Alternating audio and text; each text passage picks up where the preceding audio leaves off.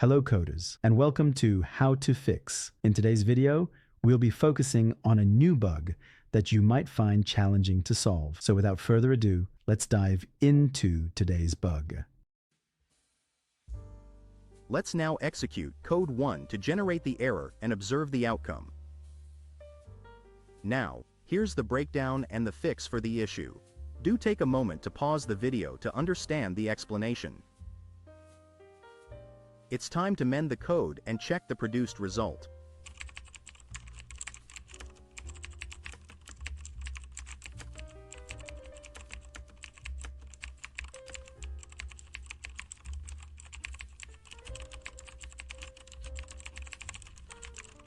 And there you have it. The code executes flawlessly and our output matches our expectations. No more error. That's all for today's session. If you found this guide beneficial, please like the video and join our channel for more how to fix coding videos. Always stay eager, continue your learning journey, and enjoy your coding experience.